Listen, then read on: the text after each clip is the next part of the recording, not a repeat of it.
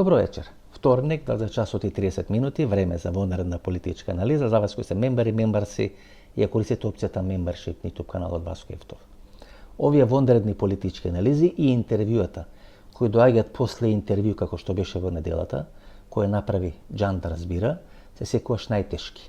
Затоа и добро што е Великден, па нема да имаме емисија за Великден, ќе имаме на 27 април, бидејќи е тешко вие да се сконцентрирате и да правите друго интервју, бидејќи мислите ви се секогаш или ви се останати но на претходно интервју. Некаде околу 125-130 илјади прегледи до моментот кој кажуваме ова вонредна политичка анализа. Вчера, понеделникот, завршивме 1-2 часа после 24 часа, што ќе рече некаде околу 12 на полнок, 1 часот после полнок, со 100.000 прегледи или 100.000 гледачи на претходното интервју со Гоце Трајковски. Според трендот, нели, секојаш е битен трендот, секојаш е битен алгоритамот. Ако во вторник, значи 1,5 ден, 2 дена после премиерата на тој интервју, на секој саат имате некаде околу 1000, 1100, 1200 прегледи или гледачи, тоа значи дека следејќи го тој тренд, тој интервју треба да биде некаде околу 175 до 200.000 првата недела од емитувањето. Ако интервјуто со адвокатот на Палчо е некаде околу 135-140.000 гледаност, ако во моментот кога се споредува нели после 25 или после 40 часа едното со второто интервју, ако разликата сега некаде околу 34-5 илјади прегледи во корист на интервјуто со Гоце Трајковски, таа прогресија ќе се зголема, така што во недела таа разлика би требало да биде некаде околу 50-60 илјади, ако тоа било околу 125-130 илјади, значи може да биде околу 200 илјади. Ние во ова календарска или YouTube сезона 2024-2025 година имавме интервју со Тома Аврамски, кој сега гледано околу 303-304 илјади прегледи. Знаете, кога секојаш имате ново интервју, каде што во името на емисијата има некаков карактеристичен збор, например Палчо, тога сите претходни емисии кои во името на емисијата го има зборот Палчо, например интервјуто со Оливер Спасовски, кој порасна во овие 5 или 6 дена за околу 7-8 илјади прегледи или повеќе гледање на тоа интервју, или интервјуто со адвокатот на Палчо, или интервјуто, тоа е второто интервју со Тома Аврамски, дедото на Вања Ѓорчевски или Палчо, тоа сите тие емисии, или кога ќе дојде ново интервју со името на Палчо во насловот на емисијата, се зголемуваат. И тоа е некаков алгоритам како функционира YouTube. На почетокот на ова модерна политичка анализа, благодарам 100.000 сабскрајбери имаме, благодарам за довербата вас кои сте вие мембари на емисијата и сите гледачи на емисијата во Центар. Први сме трендинг на YouTube, кога ќе одите тамо на трендинг, кога ќе видите со какви ламји, Булумеден, турска серија или не знам одредени јутјубери од Америка, од Кина, од Русија и така натаму, тоа што сваќате каков успех. Ова е 7 или 8 емисија во Центар која била трендинг број 1. Мислам и тоа, знаете, остава простор не само да имате сатисфакција, туку да се гордеете со тоа што го правите. Тоа му дава суштина на одлуката или дава суштина на одлуката да напуштам некој од овие национални телевизии и емисијата во Центар да се емитува само на YouTube. Има одредени размислувања дека публиката се дели ако се емитувате на телевизија, ако се емитувате на YouTube. Апсолутно тоа не е точно. Напротив, емитувањето на телевизија секогаш ви зголемува гледаноста на YouTube. Колку да ви дело тоа контрадикторно, има многу луѓе кои не стигнале да изгледат емисијата на телевизија, снушнале некој кој ја гледал, дали пријател, дали роднина, дали колега и така натаму, дека изгледа емисијата, не успеа тој да ја види емисијата на телевизија, доаѓа гледа емисијата на YouTube. Што ќе рече дека тие бројки се всушност спојувачки бројки, бројки кои заедно растат, а не се исклучуваат една со друга. Меѓутоа, ставањето на емисијата на YouTube е всушност во функција на тоа да не зависите од тие телевизии. Кој е ова 10-15 генерација на гледачи на емисијата во Центар кои се создадени изминатите 25 или 30 години? И тука не е проблемот на конкуренцијата. Проблемот е што вие после 20-25 години, обраќајќи се постојано на некоја нова публика, од една страна морате да растете, морате да се менувате и кога ќе погледнете како личела емисијата во Центар пред 2, пред 3, пред 4, пред 5, пред 6 години, тогаш гледате еден постојан, континуиран прогрес или растење, или менување на емисијата во Центар. Туку е проблем како вие да се доближите до тие млади генерации. Еве, мојата ќерка гледа на YouTube, вашите деца гледат на YouTube, овие кои се помлади мембари гледат само на YouTube, не гледат национални или државни телевизии. И ако вие имате такви бројки и сте број 1 или трендинг со такви јутјубери, тоа знаете е успех рамен на тоа да можете во Саудиска Арабија да продадете повеќе свинско во споредба со јагнешко месо. Така што на почетокот уште еднаш благодарам, се поклонувам пред вашата добрба, да сме живи и здрави и се дружиме 600 години. Интервјуто со Гоце Трајковски, кој направи Џандар збира во неделата, кој веројатно ќе оди повеќе од 200-250 илјади прегледи, всушност покажува две работи. Под број 1, дека нови лица, луѓе кои говорат со еден поинаков јазик, со поинаков речник, речник кој е многу поблизок до обичниот народ, до овие млади македонци, кои се всушност публика на YouTube, каде што нема комплицирање, каде што нема вртење од околу, од страна и така натаму, туку директно да се кажат работи. Тома Аврамски, Гоце Трајковски. Не знам дали се кејате 2021 година Гоце Вегета од Охрид. Значи, народот е желен за нови лица.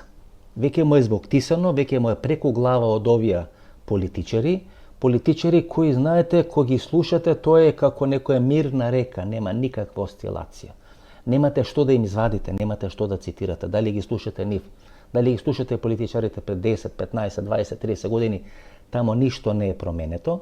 И кога ништо не се менува, во меѓувреме целиот свет, медиумите, платформи, телевизии, социјални мрежи, се менува, публиката се менува, вкусот на публиката се менува, тогаш тие политичари делуваат како диносауруси, прегазени од времето. Затоа и публиката најмногу ги гледа овој тип на интервјуа, каде што директно се кажуваат работите, каде што се раскажуваат, каде што се кажуваат инсайдерски одредени работи, освен што се интересни тие интервјуа со начинот на кој се искажени работите допираат до просечниот македонец. Значи може точно да влијат врз просечниот македонец. Под број 2. Ако сакате да влијаете преку ваков тип на интервјуа, каде што се кажуваат многу работи, значи еве да го земеме применот во Кочани, гледате како е стишана целата таа атмосфера околу Кочани. За да можете да имате експлозија, не велам експлозија, социјални немери, протести и така натаму, туку експлозија се држи темата 2, 3, 4 недели, тогаш е неопходно да соработувате со српски медиуми, со српски портали. 3-4 вести да ги преджвакате од едно интервју, да им ги дајте на српски портали, тие да ги објават, да ги напишат на српски, и повеќе од 90% од порталите во Република Македонија, кои не ја гледат или ја гледат емисијата во центар, ама им е тешко да извадат 4 или 5 поенти, да земат и да си ги препишат, да си ги преведат од српски јазик од српските портали и да ги објават на нивните портали во Република Македонија. Тој што сака тоа да го прави, јас можам, но не сакам, тој што сака тоа да го прави, тогаш може да влие на македонските политички процеси како сака, па тоа го прави Александар Вучич. Гледате, толку се мрзливи и македонските медиуми, македонските политичари, што е неопходно Вучич нешто да каже, или српските портали нешто да објават за Украина, за Доналд Трамп, за Илон Маск и така натаму, за Кочани, за судење на Љупчо Палевски, Палчо, Вања Ѓорчевска и Панче Жижовски, тие да го објават, па нашите само да го рециклират. Тоа се проблемите на македонската журналистика и на македонската политичка сцена. И да се вратиме на интервјуто со Гоце Трајковски. Во тој интервју всушност беше кажано се. Дури некои рилови кои јас ги имав извадено, намерно ги извадив 40-50 секунди, за да не се мача да гледат цела емисија во трајање од 1 час и 57 минути, туку тие мали рилови. Во еден од тие мали рилови, Гоце Трајковски го објаснува неговото одење, да не речам сослушување или разговор во СВР Скопје, средата, мислам дека некаде 29 ноември, на 30 ноември Љупчо Палевски Палчо заминува во Белград, плюс минус еден ден, дали е 29 или 30 ноември, не е битно за целата ова наша приказна. Значи тоа е повика некаде околу 19 часот и 30 минути на разговор со Димовски, Каришик, два инспектори кои се на клучни позиции во истрагата за убиството на Вања Ѓорчевски и на Панче Жижовски. И на испраќање, како што вели самиот Гоце Трајковски, му поставуваат две прашања. Под број 1, дали таткото на валата Вања Ѓорчевска чувал куче и дали го познава Љупчо Палевски Палчо. Гледате, значи некој извршил претрес во станот на таткото на Вања Ѓорчевска, што ќе рече тоа е направено понеделник дента кога е пријавено исчезнувањето на Вања Ѓорчевска. Може би во станот на таткото, не велам дека тоа се 100% точни информации, туку само ги парафразирам, само ја продлабочувам тезата, што е кажала во интервјуто, и тоа е работа на медиумите, да продлабочат одредена теза, да постават прашање во врска со таа теза, да добијат одговор од надлежните институции на така поставено прашање, и кога ќе тоа го направа целиот тој циклус, да заврши со правилна информација која ќе биде пласирана пред македонската јавност.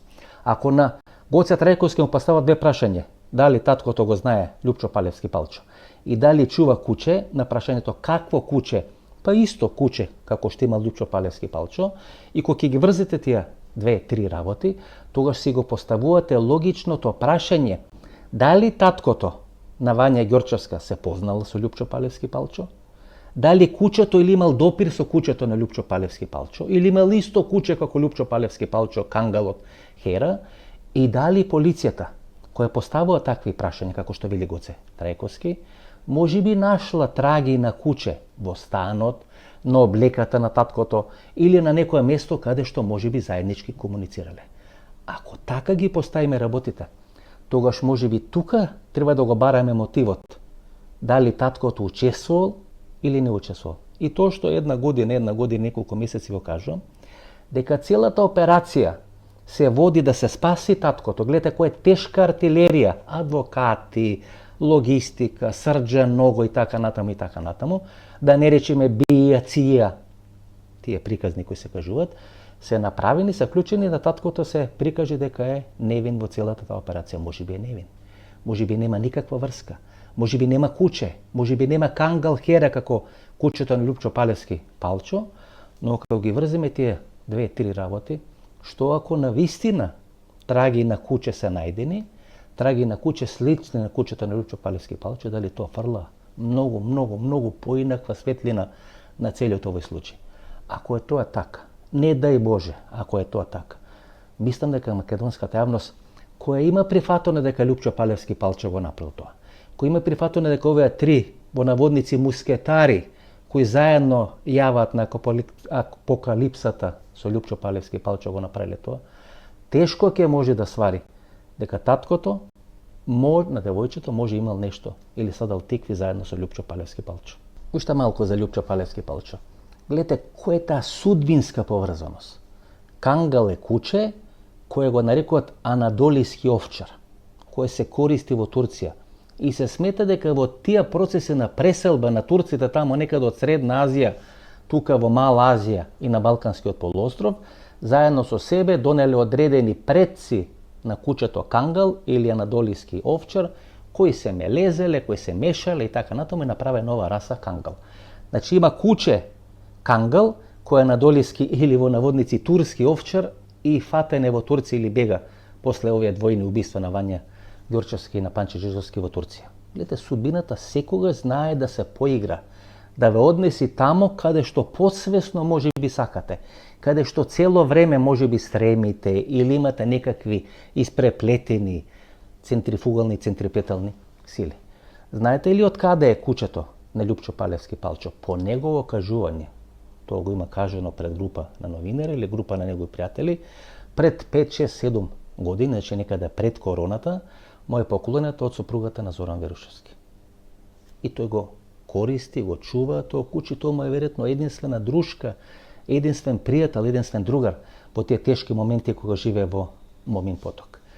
И ако направиме одредена анализа на структурата на Лјупчо Палевски Палчо, човек кој така ладнокрвно, 1 или 2 дена, после свирепо убиство, иако тој во меѓувреме своите алиби приказни 2, 3, 4 пати ги има менувано, има различни верзии кажувано што правил на тие 2 клучни дена, каде се движел, што се движел, со кого комуницирал и како едното алиби му паѓа, тој го заменува со некое друго алиби, меѓутоа да не преме некоја реконструкција на судскиот случај Лјупчо Палевски Палчо, кога правите одредена анализа на Лјупчо Палевски Палчо.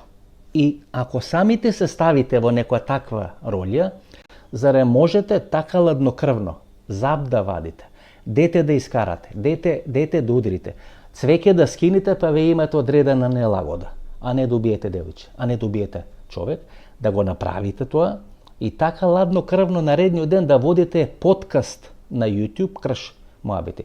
Тоа ќе рече дека ако се случиле овие две убиства, или ако овие две убиства ги направиле овие луѓе кои се осомничени, тогаш можеби тие не се единствени убиства.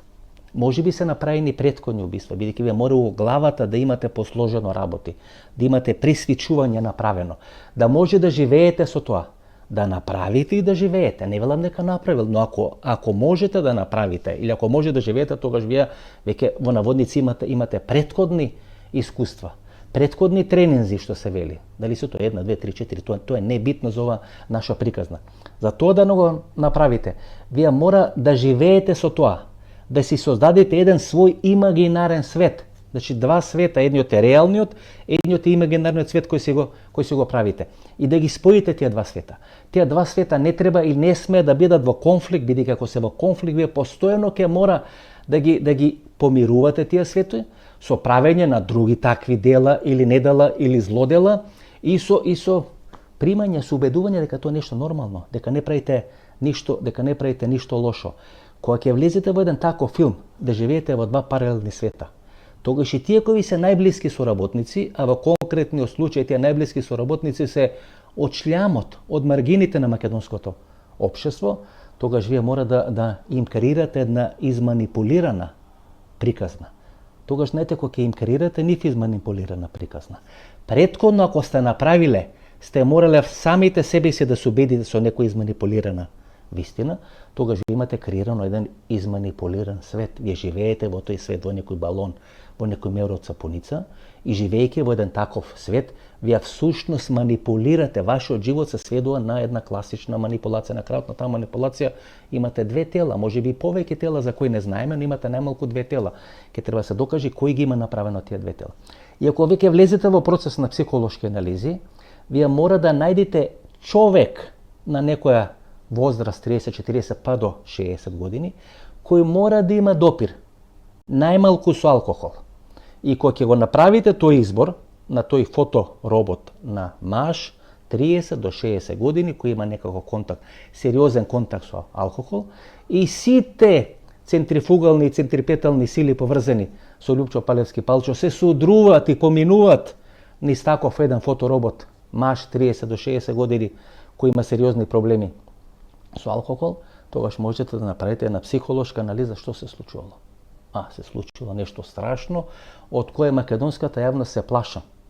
Ке слушни дополнителни информации, кои и така незараснатите рани, дополнително ке ги раздроби, ке ги раскрвари и тоа нема да зарасне наредните неколку години во Република Македонија. Мој совет, очекувајте нешто неочекувано, за да не бидете изненадени од нешто лошо што може да биде сервирана дополнителната судска постапка и судската процедура поврзана со ова двојно убиство Панче Жижовски и Вања Горчевска. Да се вратиме на случајот Кочани. Гледате, случајот Кочани замрен, анестезиран, умртвен.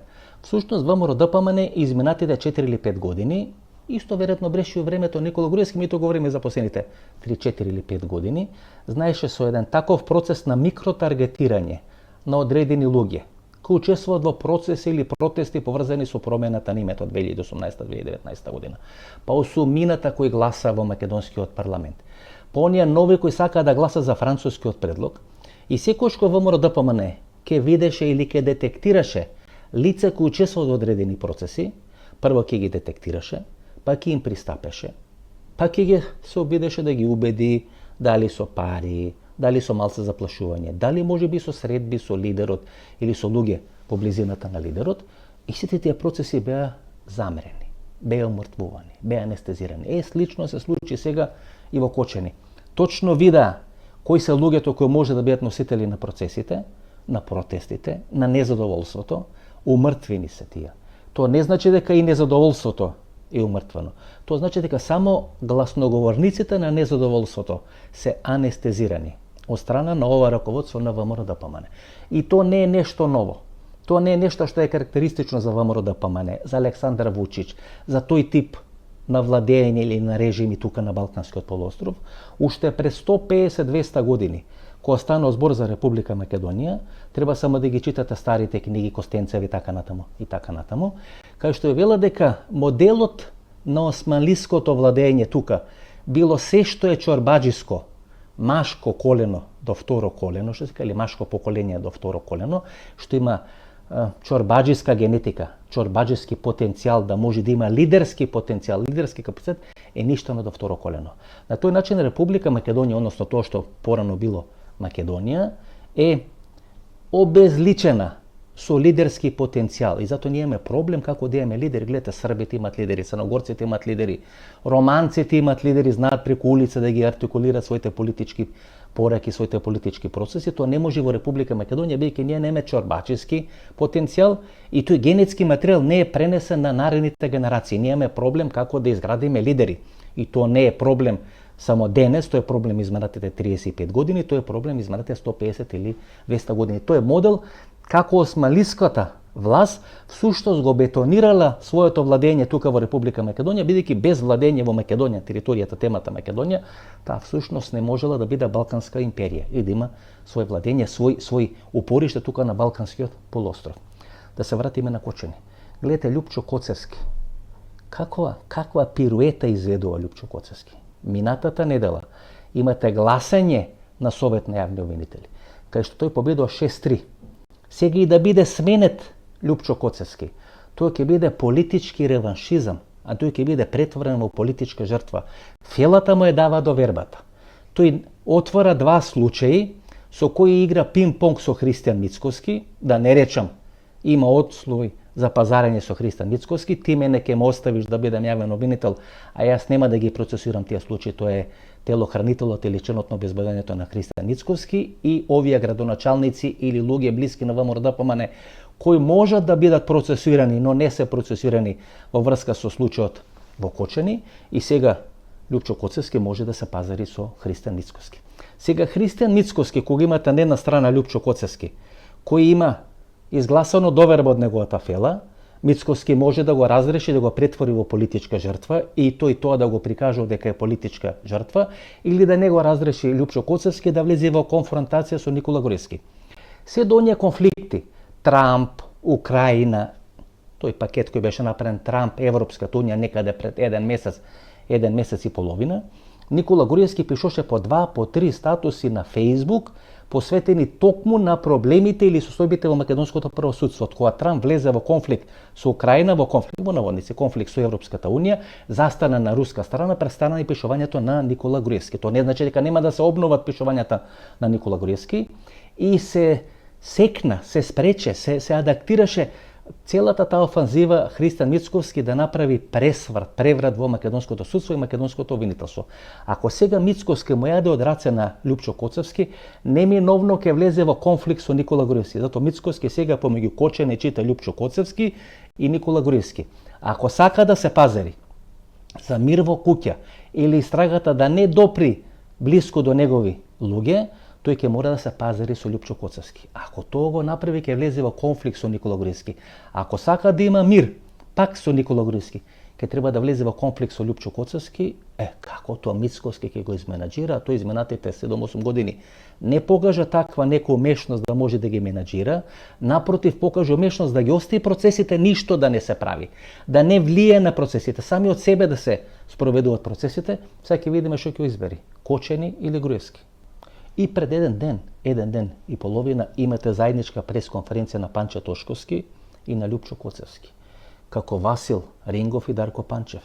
Тие веќе заеднички во акцијата. Гледате, Мицкоски сега се обидува да се излече од целата таа постапка, од целата таа истрага. Се истрча првите 2 или 3 дена, тој долеа бензин на огнот кој гореше поврзан со Кочани, и сега сваќа, или некој тоа му го има советувано, дека е неопходно тој да се излече од целата таа постапка, па ако преживе Панче Тошковски, преживе, ако не преживе Панче Тошковски, ќе биде дај климе некој ново дете. Всушност Мицкоски свати дека мора да голтни на сериозна кнетла. Обично вакви трагични, стравични трагедии се случуваат на крај на мандат на една влада. Никогаш, без малку, никогаш не се случиле на почеток на мандат на една влада. И на власт на Зоран Заев, и на власт на Димитар Ковачевски, и на власт на Александра Вучич, па дури и на власт на Бранко Царенковски, претходно Никола Груевски. Тие секоја се случувале или од тие трагедии почнува процесот на рушење на една власт, почнува процесот на рушење на еден режим. Може би за прв пат во македонската историја, да не речам за прв пат во балканската историја, една влада која не била повеќе од 7-8 месеци на власт и се случува една таква огромна трагедија. Што ќе рече дека тука ова власт не е власт на промените, тука е власт на континуитетот.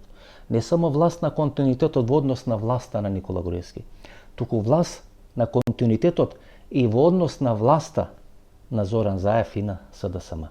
Знаете ли што е најстрашно нешто што може да се случи на Република Македонија?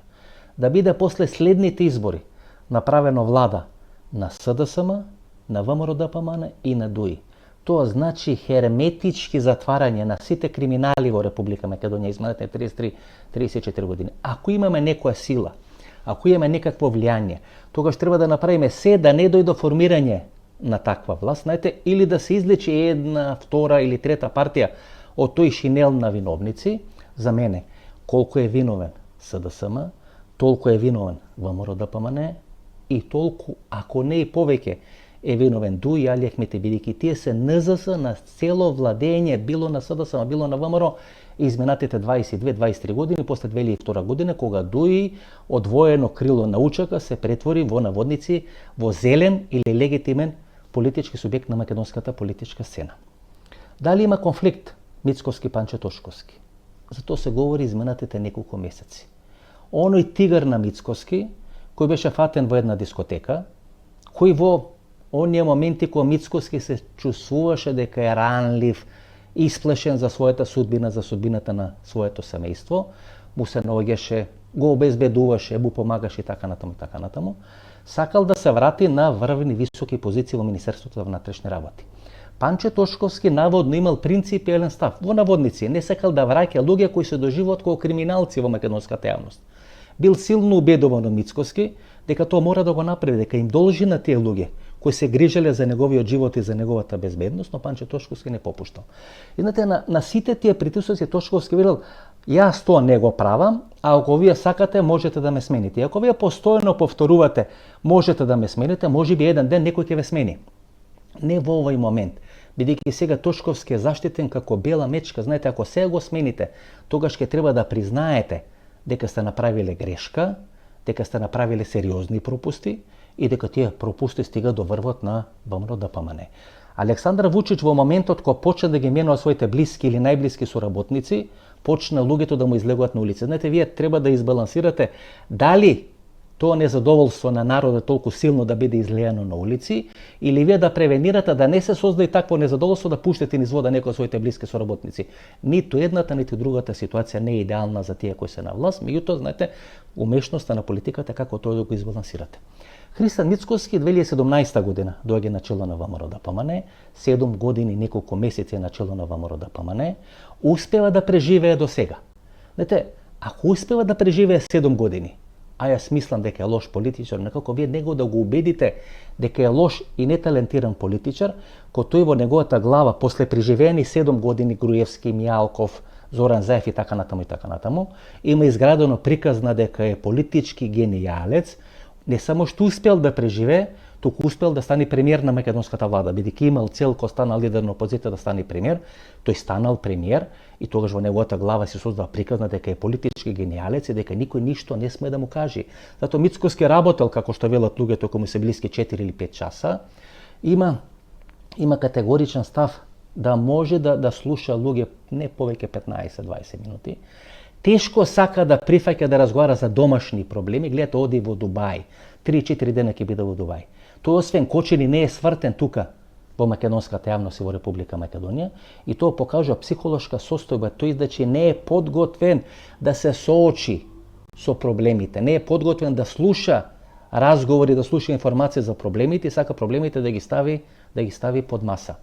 Мала е просечната плата, ако станува збор за 4 члено семејство, па нема да биде 4 члено, ќе биде 3 члено семејство и тогаш и потрошувачката косничка и просечната плата нема да биде мала, ќе биде таман. Така што вие не ги решавате, тој не сака да ги прифати проблемите, туку сака тие проблеми да ги претвори во некакви розеви денари, во некакви розеви приказни така натаму и така натаму. Затоа е во Дубај. Затоа нема да биде присутен тука во Република Македонија. Тоа е бегство. Кога вие не сакате да ги решите проблемите, тогаш бегате од проблемите. Кога бегате од проблемите, тогаш ќе треба или некој Панче Тошковски или некој друг да ви ги решава тие проблеми. Тогаш вие не сте виновен поради тоа, виновен е министерот на полицијата. Затоа ќе биде или Панче на гори, или Панче да му помогне на Христијан Мицкоски. Има два процеси за крај кои се многу битни за да можеме да ги анализираме. Гледате, сега приматот на информирање на овие во наводници слободни медиуми кои напаѓаат власта, многу помалку го прави Центарот за комуникација на СДСМ, а многу повеќе го прави ДУИ, партијата ДУИ, Центарот за комуникација на ДУИ.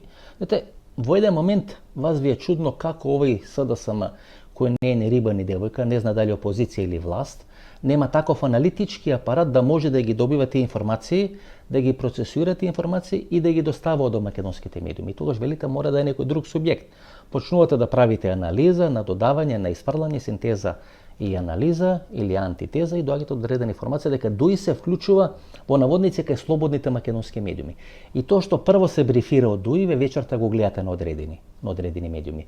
Што ќе рече дека ДУИ е влезен во процесот на помагање на слободарските, во наводници слободните медиуми или независните медиуми за конфронтирање со власта во Република Македонија, или за менување на власт, или за испровоцирање на предвремени избори во Република Македонија. И како ви реков, најлошо ќе биде после тие предвремени избори да биде направена некоја тројна коалиција како што беше направена до пред некој месец во Германија, каде што во иста влада ќе се ДУИ, СДСМ и ВМРО-ДПМН. Согласно или соодветно постигнатиот изборен резултат. Под број 2 по тие процеси, ВМРО-ДПМН во овие 9 или 10 месеци покажува дека нема капацитет да го исконтролира Министерството за внатрешни работи. Сите овие приказни кои излегуваат во дел на медиуми, дел во политички кулуари, до одредени странски субјекти, амбасади и така натаму, излегуваат или се дел на таа којна од Министерството за внатрешни работи. Таму има свое влијание Мицкоски, таму има свое влијание Панче Тошковски, таму свое влијание имат луѓе на Мјалков, луѓе на Груевски, луѓе на Александар Николовски. Кога тие ќе бидат во одредена хармонија, а тоа многу поретко или се поретко се случува, тогаш помалку протекуваат информации. Кога се тие во одредена дисхармонија, како што е случајот сега, бидејќи сега е спасување кој може да се спаси од Кочанскиот случај или Кочанската трагедија, тога се повеќе информации излегуваат во македонската јавност, а ВМРО-ДПМН никогаш не може да биде силно и стабилно, да има стабилна власт и стабилно владење, ако нема цврста контрола врз Министерството за внатрешни работи. Тоа не значи дека ВМРО ќе изгуби на локални, на предвремени парламентарни избори. Тоа значи дека ВМРО-ДПМН има само недостиг, дефицит на приказна која може да ја пласира пред македонската јавност. Тие немат проблем на бројки, тие имат проблем на субстанца која ќе можат да ја користат како лепак на нивното владење. Еве Мицкоски да победи на сите избори во наредни 2, 3, 4 години. Постојано над глава ќе му се поставува прашањето, дилемата, ќе треба да го голта тој горчлив пелин, дека во негов мандат му се случиле 61 или 62 жртви во Кочани. Постојано ќе се поставува тоа прашање, зошто мене мораше да ми се случи? Во еден момент ќе биде виновен Панче Тошковски, во друг момент ќе биде виновен некој командир во Штип или командир во Кочани, но кога ќе поминат годините или водан из Вардар, на крај ќе биде секогаш поставено прашањето во мандат на која влада и на кој премиер се случила таа огромна трагедија во Кочани. И ајде Кочани да го погледнеме од еден поинаков аспект, како крај на целата ова наша приказна. 60 жртви, без малку една цела генерација во Кочани. Меѓутоа годишно со иселување во Република Македонија се случува барем по едно или по две Кочани. Се помалку деца, се помалку паралелки, се помалку млади луѓе во Република Македонија. Тоа што е инвестирано, гледате која штета, која се мери во стотици милиони евра, па може и милиарди евра и долари, кој годишно ја губи Република Македонија, бидејќи луѓето во кои се инвестирало, не само што се инвестирало, туку тие во работоспособно возраст која требале да вратат се за миното од Република Македонија и со себе носат целата таа инвестиција по трајање од 8, 12 или 16 години колку е инвестирано во нив, ги носат и младите поколења кои требале тука да ја продолжат лозата или да ја продолжат целата таа субстанца процедура во Република Македонија, генеза во Република Македонија, така што Република Македонија изминатите 34 години е перманентно под притисок на некаков кочани. Дали трагедии, дали пожари, дали иселување, дали транзиции, дали заминување луѓе, дали разочарани луѓе, дали оставени старци тука во Република Македонија, полека ние веќе доаѓаме некоја таква возраст, кој не можеме да се одежуваме дека сме млади, не можеме да се одежуваме дека сме стари, сме во некоја возраст кога знаеме, се помалку можеме нешто да направиме, и мислам дека е клучен моментумот како во Република Македонија ќе може да се исконтролират процесите.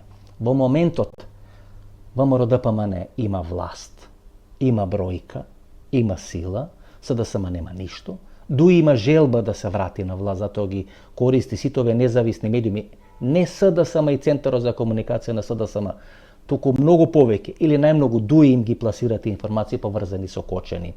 Па како се гонеле само клетите шиптари, како тие ги пишуваат во нивните текстови, а всушност, знаете, ние развиваме еден многу опасен феномен, дека само уапсени албанци се шиптари и дека само уапсени албанци се апсат по етнички клуч.